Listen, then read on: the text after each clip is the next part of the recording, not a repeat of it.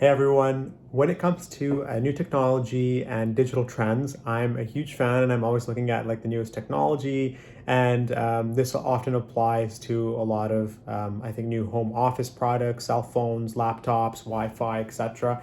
Especially now that everyone's working from home, everyone's looking at getting like high-speed internet or faster internet connections, a lot of like TV streaming, etc. So especially for me working in a field where we're focused on reproductive health and fertility, I often get a lot of questions from patients. What are the potential negative impacts of a lot of these technologies on fertility? And so, until recently, I never really gave a lot of importance to the topic when it came to the negative impact of radio frequency electromagnetic fields, specifically on fertility, because the research has been actually pretty slow to date to kind of catch up and give us actual data on what to make, how harmful or lack of harm there is from a lot of these technologies and this type of radiation. And I think I just had this initial kind of a belief that, if it's approved for use, for us to carry, use, then it probably is very safe. But a lot of the new research trials are showing results and data that's actually quite alarming, and that's what I want to share with you today. So specifically, a lot of these new research papers published over the last 2 years, even as recent as January 2021, a few research papers are published on this topic, and they're specifically looking at radio frequency electromagnetic fields emitted from cellular devices and laptop devices. So looking at Wi-Fi radiation and things, a radiation in that similar frequency. And it's important to also mention when we look at safety studies for a lot of these things, there's not a lot of consistency across the studies. So, what kind of device are we using? The type of device itself emits a variation in the amount of radiation. How long is it in close contact with our bodies? What location of our body are we carrying the device in our, breast pocket, our front trouser pocket, in our backpack, etc. So these are a lot of the interesting questions that I think we have and that new research has recently addressed. So a lot of these new results are pretty alarming, which is why I want to share this with you today.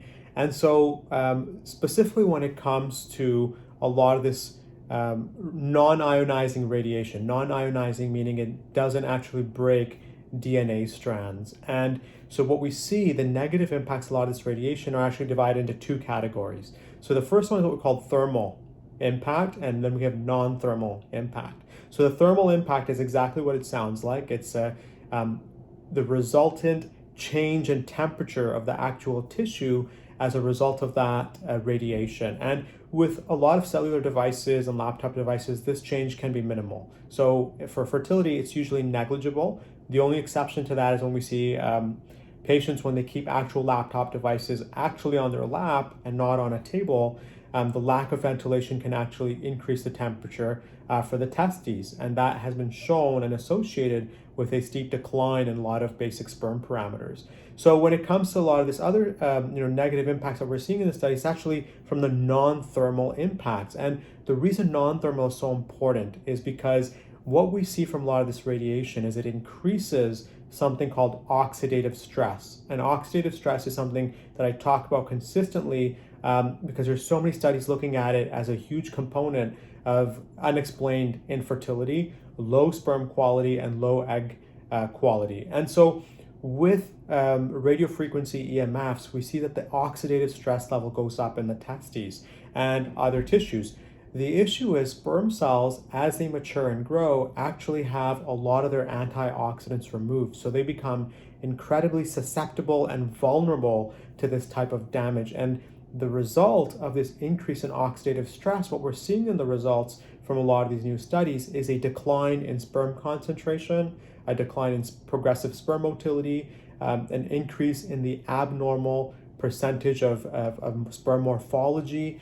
We're seeing, and especially the most concerning one, we're seeing an increase in the instability of the DNA as well for the sperm cells. And that's been associated, a correlation with increased early fetal demise or early miscarriage rates because of poor sperm DNA integrity and poor DNA health. So this is not the same as looking at like genetic testing, but it's basically the quality of those DNA strands and how many the fragmentation rate that's present in that strand. And so, what are the exact numbers? A lot of these studies have varying results. One of these studies found that increased exposure to cellular devices was associated with about an 8% decrease in sperm motility and about a 9% decrease in sperm viability. So how many of those sperm cells are actually live? So that's pretty impressive or pretty massive and concerning, because just by having increased exposure to a cellular device, we're seeing an 8% decrease in sperm motility. And 8% is huge, concerning that the cutoff for sperm motility to be considered fertile or healthy sperm is 32%. We're talking about 1/4 of that may be impacted just by increased exposure to cellular devices. And so, and those are like the more conservative numbers. And a new research paper then looked at, well, what about location? Because the thing about radiation from an object that's emitting that radiation is, as soon as you create some distance between you and that object, the density, the energy density of that radiation declines significantly. So what happens when we put a cellular device in your front trouser pocket, and it's literally a couple centimeters from the testes, and it's there for hours? And I'm surprised by this, how many patients we talk to, and even during the lockdown, even though they're working from home, sitting at home, they always have their cell phone in their front trouser pocket. And so this was pretty concerning. They found that in patients that had a BMI, body mass index of 25 or less, so in a healthy weight range, just carrying that cell phone in the front trouser pocket was correlated with about a 28% decrease in chances of conception in patients trying naturally. So 28%, we're talking about 1/3 less likely your probability of conceiving if you're carrying that cell phone so close to the testes. And when we look at unexplained infertility, we see a lot of patients who come in, while the sperm health is so poor, there's no reason why.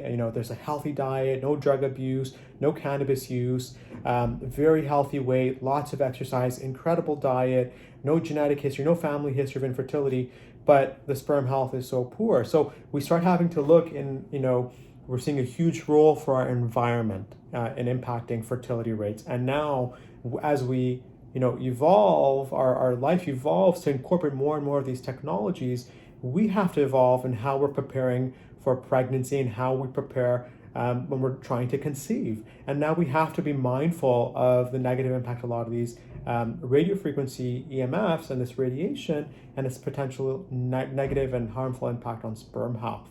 So, and just like in a lot of these studies, they're saying even if you just find that 10 centimeter distance from your cellular device and the testes, we see a reduction in the amount of radiation that's received. So, and even with laptop devices, we're seeing that between having a laptop, on your table or having it on your lap, the amount of radio frequency or the energy density of that radiation is almost 7 to 15 times higher just by having it on your lap. So just even creating that little bit of distance can have a huge impact. So, it's something we're having patients be mindful of now, not carrying your cellular device in your front pocket, but instead carrying it on your side, cargo pocket, in your backpack or a chest pocket, wherever it is, but not close to the testes. And, taking a break from cellular devices isn't a bad idea either. Just leaving it on the table, walking away for short periods of time, and giving a bit of space as well between you and technology, not just for fertility, but also I think